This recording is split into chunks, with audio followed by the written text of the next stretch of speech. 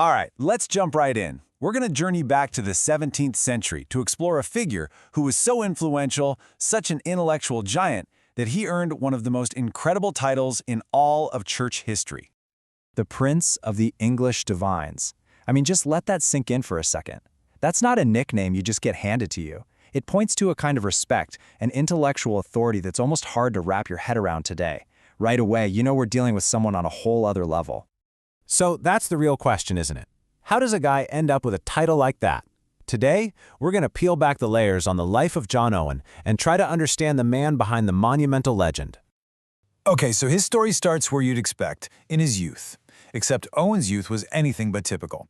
We're not just talking smart kid here. We are talking about a level of genius that was obvious from a very, very early age. Just look at that number, 12. At an age when most of us are just trying to survive middle school, John Owen was enrolling in one of the most famous universities in the world. It is an absolutely mind-boggling fact. And if you thought starting college at 12 was intense, get this. He was said to study for up to 20 hours a day. So this wasn't just some raw natural talent. It was a talent backed by an almost superhuman work ethic. That kind of discipline built the foundation for everything that was about to come. But here's the fascinating twist in his story. You can have this massive intellect, a brain that can conquer the most difficult subjects, and yet you can still be wrestling with the most personal questions of the heart. You see, for all his academic success, Owen was in a real spiritual struggle, searching for a personal, gut-level certainty in his faith. And this is where it all changed for him. It was his big turning point. In 1642, he wanders into a church and hears a sermon on the verse, "Why are ye fearful, O ye of little faith?" And something just clicked. That sermon finally settled his spiritual turmoil. This new assurance became the engine, the fuel, that would power the rest of his life's work. So, with his spiritual life now on solid ground, Owen's incredible intellect was about to be unleashed on the national stage, and it happened right in the middle of one of the most chaotic times in all of English history. I mean, just look at this timeline. It shows this incredibly fast climb. In less than 10 years, he goes from publishing his first big book to running Oxford University.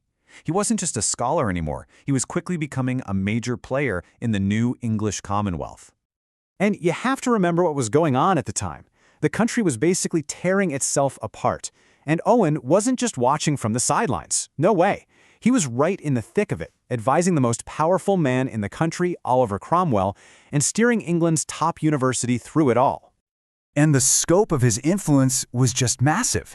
He's preaching to Parliament, running a university, advising the head of state, and writing groundbreaking theology, all at the same time. This was John Owen at the absolute peak of his public power. But as we all know, what goes up often comes down. After hitting the absolute pinnacle of influence, Owen's life takes a really dramatic and frankly unexpected turn. And this slide just lays it out so clearly. It's like two completely different lives. On one side, you have the powerful advisor to the leader of a nation. And on the other, a man who's been stripped of his titles, forced into retirement on a small estate, battling constant illness. The political winds just shifted and boom, Owen was out. But here's the craziest part of his whole story. This is the great paradox of John Owen. Most people would have seen this as the end, right? A total fall from grace. But for Owen, it was actually the beginning of his most important work. His public career might have been over, but his real, lasting legacy was just about to begin. Think about that. More than 80 books over his career. And what's so crucial is that a huge chunk of this incredible output came after he lost all his public positions. Away from the pressure of public life, suffering from things like asthma and gallstones, he just poured everything he had left into his writing. So what came out of all that quiet, tireless work? Well, let's take a look at the actual legacy he built. This incredible library of writings that have been shaping and influencing people for centuries. Now, this is just a small sample, but you can already see the amazing range of his mind.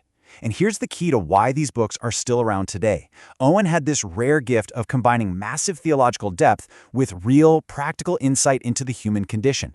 He could write a super practical guide like The Mortification of Sin, and then turn around and write a deep, profound exploration like Communion with God. It's that mix of the academic and the deeply personal that makes his work feel so timeless. And that right there is the heart of it all. His fancy titles, his political power, that was all temporary, tied to one specific moment in history. But his books, they've lasted. Why? Because the work he did in those quiet, later years, wrestling with timeless truths, spoke to something far beyond his own time. His real influence wasn't forged in the halls of power, but on the pages he left behind. So it really leaves us with a fascinating question to chew on. Was his time in the spotlight his most important chapter? Or was it actually those later years, spent quietly writing? It really forces us to ask ourselves what it means to build a legacy. Is it about the positions you hold, or is it about the work you leave behind for others?